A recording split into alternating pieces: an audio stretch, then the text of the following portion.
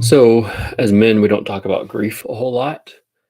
Oftentimes, as men, we're not encouraged to explore the feelings of grief and to discuss all that it entails. Alfred Lord Tennyson was a rugged man's man. Uh,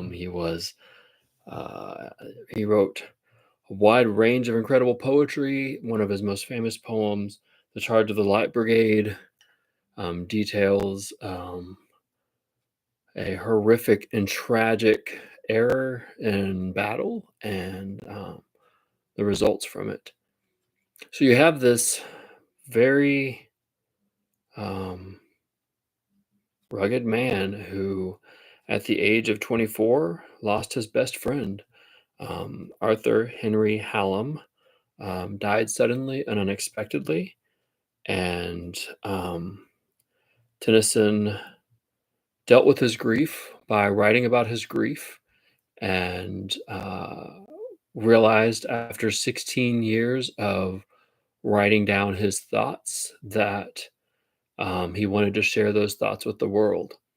So, much like I mentioned before, with Emily Dickinson wrote her poetry not to be shared, and yet it was shared.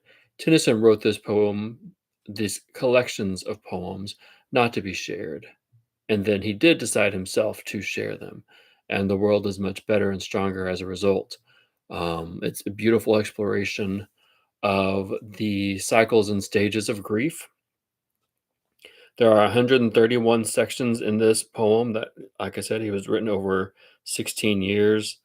It's incredibly autobiographical journey of his pain. It also kind of reflects some of the spiritual condition of Victorian England.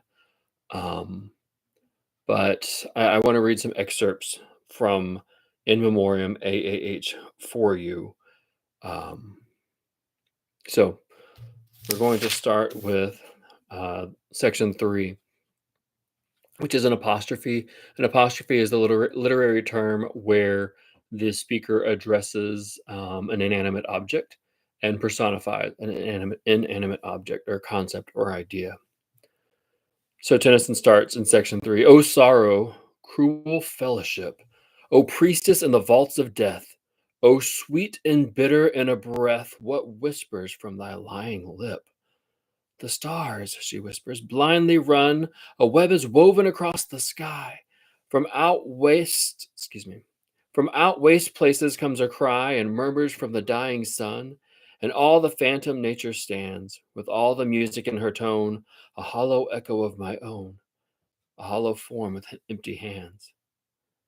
And shall I take a thing so blind, embrace her as my natural good, or crush her like a vice of blood upon the threshold of the mind? He's speaking to sorrow. He's speaking to the priestess in the vaults of death. Shall I take a thing so blind, embrace her as a natural good, or crush her like the vice of blood upon the threshold of the mind? Shall I embrace sorrow and grief, or shall I destroy her? And those of us who have grieved understand what that struggle, that decision is like. Um, in times of sorrow or despair, I can find myself having to decide, do I dive in? Do I embrace it? Or do I fight it? And there are times to fight the grief and the sorrow, and there are times to embrace it. The danger is when you embrace it so desperately that it embraces you and you get lost in it. Tennyson goes on in section 5 to say, I sometimes hold it half a sin to put in words the grief I feel. For words, like nature, half reveal and half conceal the soul within. But for the unquiet heart and brain, a use is measured, language lies. The sad mechanic exercise, like dull narcotics numbing pain. In words like weeds, I'll wrap me o'er like coarsest clothes against the cold. But that large grief which these enfold is given an outline and no more. Sometimes it seems like a sin, sometimes it seems inappropriate to try to put in words the sorrow, the grief, the pain, and you have to get it out. And so to put it into words is a way to get it out. But these words, like weeds, are just a false outline of the true sorrow and the pain felt deep within. In section 6, he says, one writes that other friends remain, that loss is common to the race, and common in the commonplace, and vacant chaff well meant for grain. That loss is common would not make my own less bitter, rather more, too common. Never morning wore to evening, but some heart did break. O Father, wheresoe'er thou be, who pledgest now thy gallant son, a shot ere half thy drop be done, still hath stilled the life that beat from thee. O mother, praying God will save thy sailor, while thy head is bowed, his heavy shotted hammock shroud drops in the vast and wandering grave. Ye know no more than I who wrought at that last hour to please him well, who mused on all that I had to tell, and something written, something thought, expecting still his advent home, and ever met him on his way with wishes, thinking, here today or here tomorrow will he come, or somewhere meek, unconscious dove that sitting ranging golden hair, and glad to find thyself so fair, poor child that waitest for thy love. For now her father's chimney glows in expectation of a guest, and thinking, this will please him best, she takes a ribbon or a rose, for he will see them on tonight. And with the thought her color burns, and having left the glass, she turns once more to a ringlet right. And even when she turned, the curse had fallen, and her future lord was drowned in passing through the ford, or killed in falling from his horse. Oh, what to her shall be the end, and what to me remains of good? To her, perpetual maidenhood, and unto me no second friend. This is one of the most autobiographical and painful sections of the poem from my perspective. This is very personal to what actually happened to Hallam, to Arthur Hallam. So he had gone away to Vienna for a trip, and his fiance was going to the docks to meet him. She had done herself up beautifully to see this man that she loved and was going to marry, and was greeted with his casket. And at home, they're decorating and they're celebrating and getting ready to celebrate the coming home of this new son-in-law, and instead they bring this casket home. And so when he talks at the opening of this poem, we talk about the trite things that are people say. You don't know what to say when someone dies. You want to say things like, "We've all lost. It's going to be okay. You'll survive this." And those are some of the worst things you can say, but you don't know what to say. And so he's talking. I mean, this is over 130 years ago this poem was written. And here he's talking in a way that we can relate to in 2025, where he's receiving these little trite responses and they hurt his heart. A- At the end of the poem, whenever he ends with, "Oh, what to her shall be the end? What's going to happen to her? And what to me, as his best friend, remains of good? To her, perpetual maidenhood. She'll never find love again. And unto me no second friend. There will never be a friend like Arthur for him." Section 7 says, dark house, by which once more I stand, here in the long, unlovely street, doors where my heart was used to beat so quickly, waiting for a hand that can be clasped no more. Behold me, for I cannot sleep, and like a guilty thing I creep at earliest morning to the door. He's not here. But far away the noise of life begins again, and ghastly through the drizzling rain on the bald street breaks the blank day. In the modern times when we've lost somebody, we might think, "Oh, I got to tell them," and you pick up the phone to call or to text, and you realize the person isn't there. This is the equivalent at the turn of the century of him wandering the street and seeing the dark house and wanting to go knock on the door, but knowing that Arthur won't answer. As much as poetry like this is painful, to me, it's comforting to know that the human experience of grief is universal and that the pain and sorrow that we feel in our grief is not unique and is not an island, but it's been felt by humanity around the world and all throughout history. Section 8, he says, a happy lover who has come to look on her that loves him well, who lights and rings the gateway bell, and learns her gone and far from home. He saddens, all the magic light dies off at once from the bower and hall, and all the place is dark, and all the chambers emptied of delight. So find I every pleasant spot in which we two were wont to meet, the field, the chamber, and the street, for all is dark where thou art not. Yet as that other, wandering there in those deserted walks, may find a flower beat with rain and wind which once she fostered up with care, so seems it in my deep regret, O my forsaken heart, with thee, and this poor flower of poesy, which little cared for fades not yet. But since it pleased a vanished eye, I go to plant it on his tomb, that if it can there may blossom, or dying, there at least may die.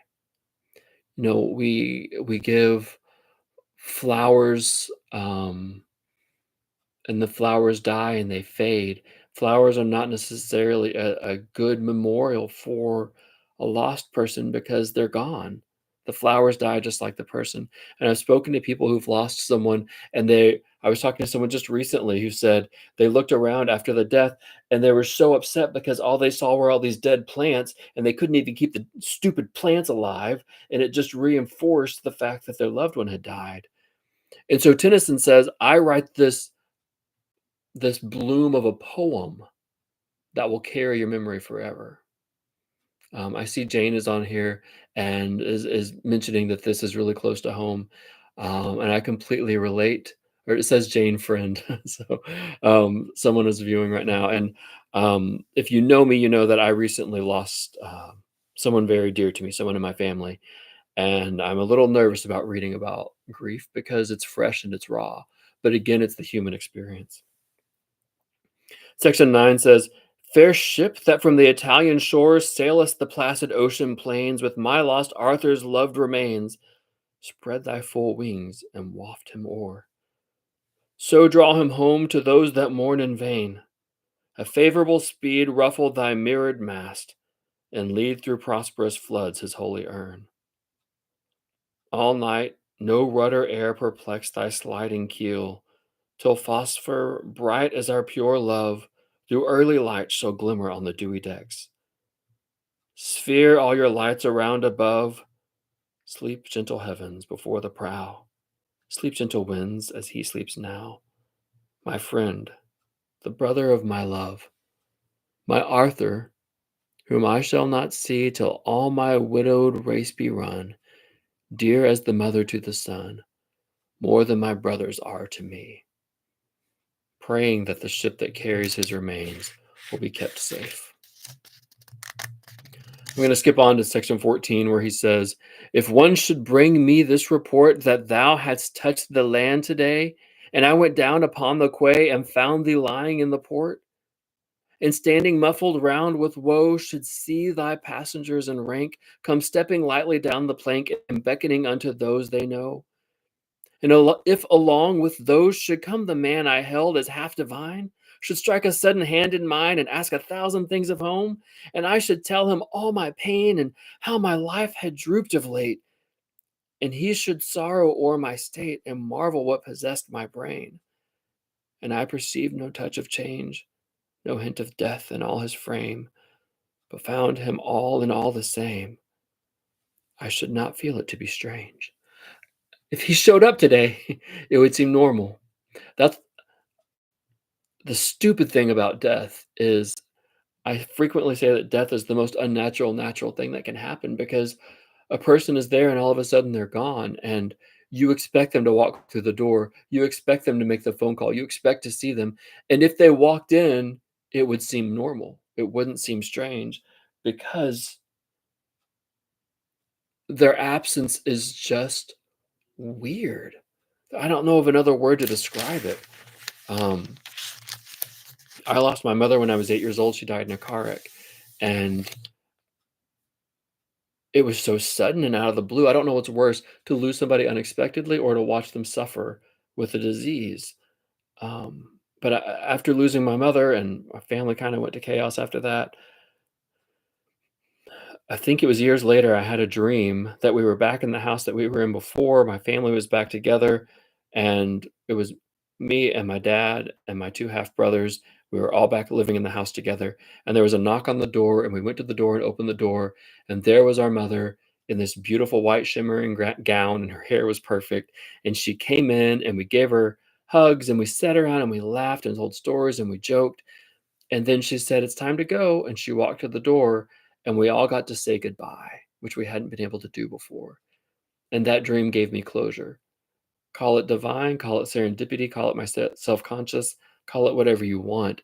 It gave me the closure that I didn't get as a child. And Tennyson is saying here that if he went to the dock and Arthur just walked off the boat and took him by the hand and they just started talking, it would just seem normal because that's what normal is. Him not being here is not normal. Section 27. I envy not in any moods the captive void of noble rage, the linnet born within the cage that never knew the summer woods. A linnet is a finch, a bird. I don't envy the bird that was born in a cage and never knew the woods. So let me read that again. I envy not in any moods the captive void of noble rage, the linnet born within the cage that never knew the summer woods. I envy not the beast that takes his license in the field of time, unfettered by the sense of crime, to whom a conscience never wakes. Nor what may count itself as blessed, the heart that never plighteth troth, but stagnates in the weeds of sloth, nor any want begotten rest. I hold it true whate'er befall, I feel it when I sorrow most. 'Tis better to have loved and lost than never to have loved at all. I think those are some of the hardest lines in all of literature because, frankly, they piss me off. When someone says it, it's upsetting. When you hear it, it's upsetting. And when you feel it, it's upsetting. Hi, Kevin. Um, these are words you can't say to somebody. These are words you have to come to conclusion yourself. You can't tell someone it's better to have loved and lost than never to have loved at all. You have to come to that conclusion. I remember as a young man when I realized that if I could go back in time and take back the fact that my mother died, I wouldn't. As much as I will still long for her and want to see her, as much as I still want to turn to my mom and find comfort in her, if she hadn't died when I was a child, I wouldn't be the man that I am today, and I had to come to appreciate the man that I am today. So it's better to have loved and lost than never to have loved at all. So I don't envy the bird that was born in a cage and never experienced freedom. I don't envy the prisoner who never got to experience life outside of prison. I don't experience the beast that has never been able to live unfettered. I'm grateful that I got to experience the love that I experienced, even if I lost it. Kevin says it's like a disdainful demand of positivity. I love that combination of words, the juxtaposition there of that description. In section 34, he says, my own dim life should teach me this, that life shall live forevermore, else earth is darkness at the core, and dust and ashes all that is. This round of green, this orb of flame, fantastic beauty, such as lurks in some wild poet when he works without a conscience or an aim. What then were God to such as I? 'Twere hardly worth my while to choose of things all mortal, or to use a little patience ere I die. 'Twere best at once to sink to peace, Like birds, the charming serpent draws to drop head foremost in the draws of vacant darkness and to cease. My own dim life should teach me this, that life shall live forevermore, else earth and darkness at the core, and dust and ashes all that is.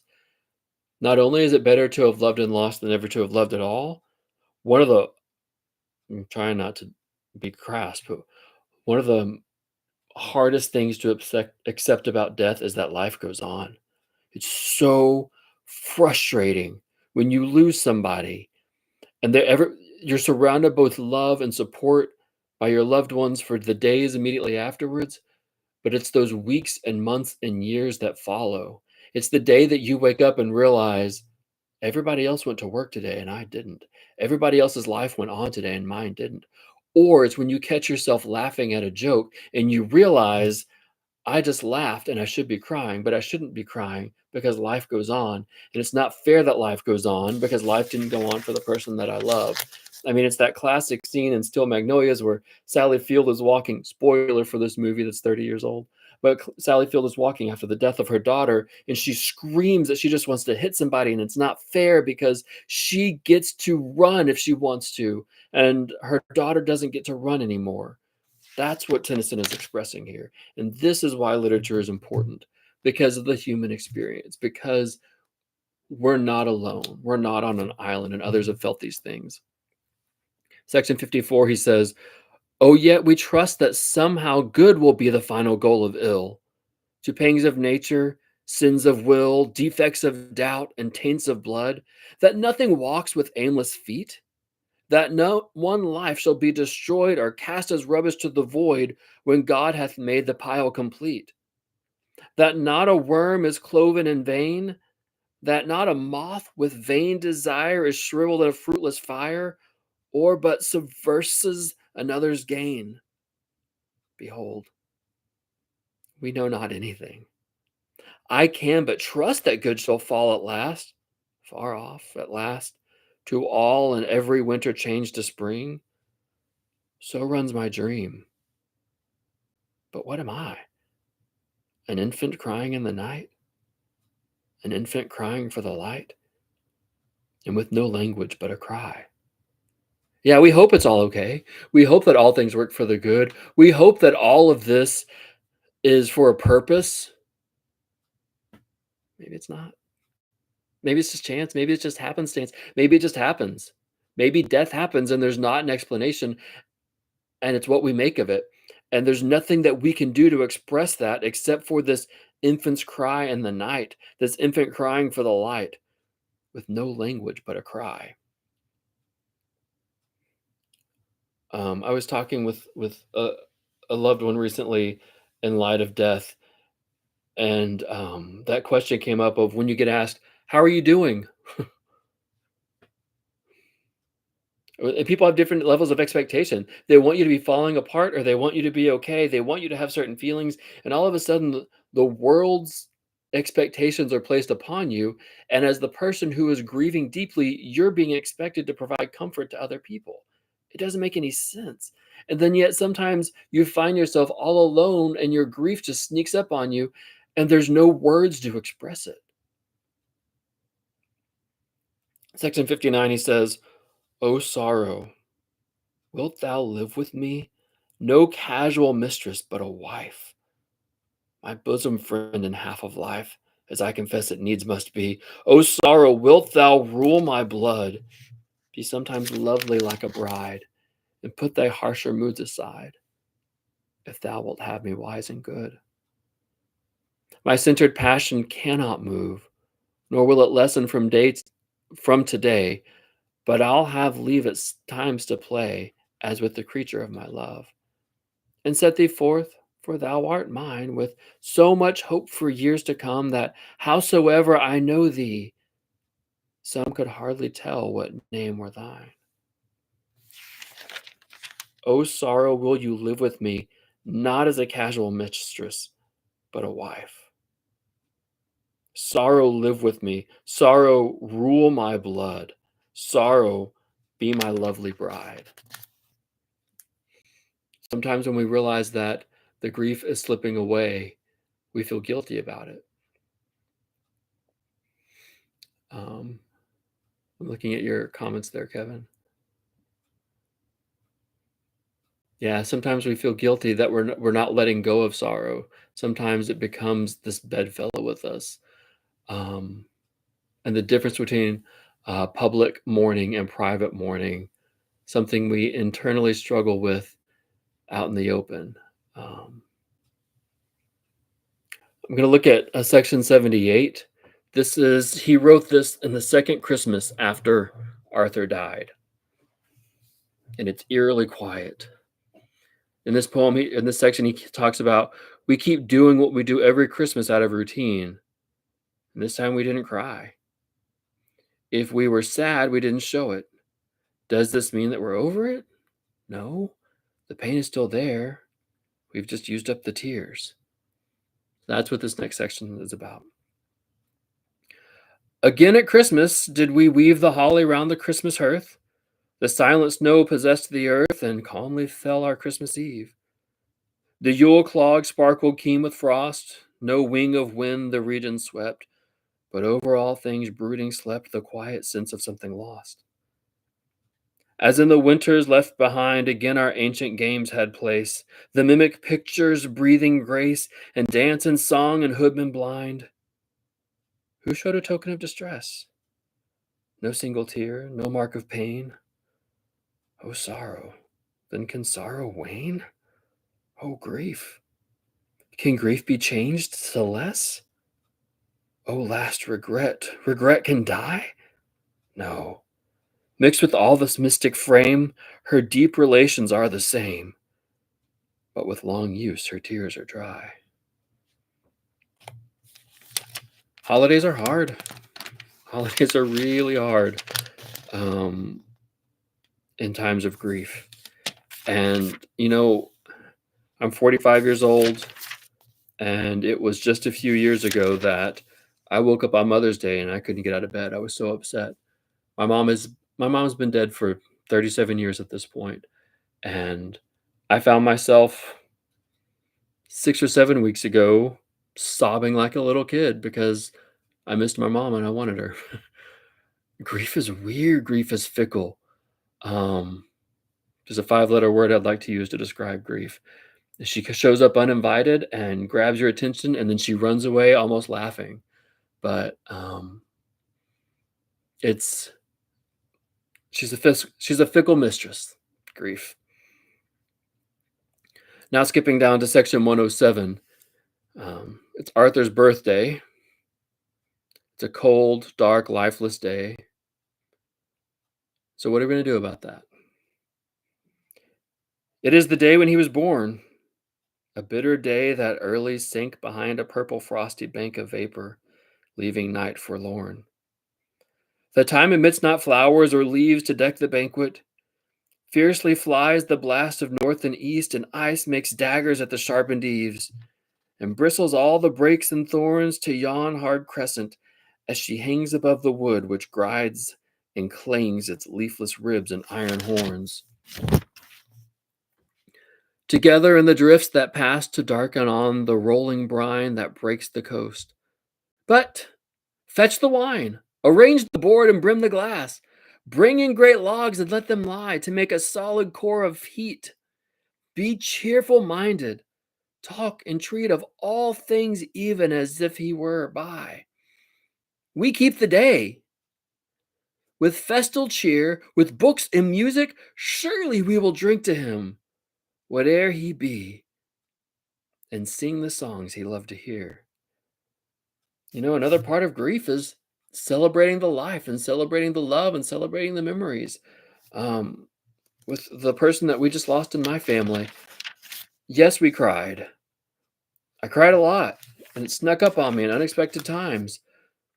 But we wanted his service to be a celebration of his life because this person that I lost was not a person who was mopey and sad and depressed. He was a person full of life and love and energy and joy and hope and spreading hope and joy and love to others. And so we wanted his service to be just that. Um, That's not to say in planning it, there weren't lots of tears, and in collecting pictures, there weren't lots of tears, but the day of was meant to be a celebration, the day of his service. And again, this poem is a collection of 16 years worth of Tennyson's grief journey. Section 119 says, "Doors where my heart was used to beat so quickly, not as one that weeps, I come once more. The city sleeps. I smell the meadow and the street. I hear a chirp of birds. I see betwixt the black fronts long withdrawn a light blue lane of early dawn, and think of early days in thee, and bless thee, for thy lips are bland, and bright the friendship of thine eye. And in my thoughts, with scarce a sigh, I take the pressure of thy hand." So he's holding on to the memories that he had with his friend. Section 124 says, "That which we dare invoke to bless, our dearest faith, our ghastliest doubt, he, they, one, all, within, without, the power in darkness whom we guess, I found him not in world or sun, or eagle's wings or insect eye, nor through the questions men may try, the petty cobwebs we have spun." And by him, he's talking about God. "If ere when faith had fallen asleep, I heard a voice, believe no more, and heard an ever-breaking shore that tumbled in the godless deep, a warmth within the breast would melt, the freezing reason's colder part, and like a man in wrath, the heart stood up and answered, I have felt. No, like a child in doubt and fear, but that blind clamor made me wise. Then was I as a child that cries, but crying knows his father is near. And what I am beheld again, what is, and no man understands. And out of darkness came the hands that reached through nature holding men." So even though he felt despair and had moments where his faith was ripped away from him, in the end, he finds his faith in knowing and believing that God the Father is there to offer him comfort. And then the last section I'm going to read is from section 130. "Thy voice is on the rolling air. I hear thee where the waters run. Thou standeth in the rising sun, in the setting thou art fair. What art thou then? I cannot guess. But though I seem in star and flower to feel thee some diffusive power, I do not therefore love thee less. My love involves the love before. My love is vaster passion now. Though mixed with God and nature, thou, I seem to love thee more and more. Far oft thou art, but ever nigh. I have thee still, and I rejoice. I prosper, circled with thy voice. I shall not lose thee, though I die." So he comes to the conclusion that Arthur is always with him and will always be with him. Some of the things I love about this poem is that, again, we've got this strong alpha male poet who's the speaker of the nation at some point, writing some very strong, poignant, and like I said, even wartime poetry and epic poems. And yet, he's talking about his love for his friend. And in a culture that is so scared for men to show affection with each other, to show platonic friendship, people feel like they have to make excuses. And here is a man who's saying that he loved Arthur. He grieves Arthur. For 16 years, he talks about how much he misses him. And then he says here in this section 130 that Arthur is always with him, that he sees him everywhere he looks, and that you're never far away. You're always with me, and I will always have you, and I will always rejoice because I'm circled with your voice, and I won't ever lose you, even if I die. This is a beautiful piece. The first time I remember learning about this piece, my high school senior English teacher, Jan, when I went to become an English teacher, she sent me a collection of poetry books, and one of the books that she sent me was just a collection, just a bound edition of in Memoriam AHH, and I wasn't old enough or mature enough to appreciate it at that point, and I put it on my shelf and loved it as a gift from her, but didn't really get into it until about 10 years ago. I really dove into this poem. So I hope you enjoyed it. I hope you find some comfort in it. And those of you that are going through grief, I would challenge you to explore it some more. And my first post on this channel was from John Donne, in which John Donne wrote his reflections for Whom the Bell Tolls, where he also talks about grief. And so I would also encourage you to look at those things. Um, Kevin, thank you so much for sharing in the comments here. You've dealt with a lot of grief, um, and I also know you to be a very wise man with a lot of deep thoughts. So, anyways, I celebrate you all. I love you all dearly. Thank you for watching, and this has been very fun and fulfilling. And I want to show off the textbook that I'm using. This is how you know a book is loved. It's falling apart. The pages are everywhere, and my notes are all in the book. And there's all these different bookmarks and dog ears. And anyways, like I said, love you dearly, and I'll be back soon.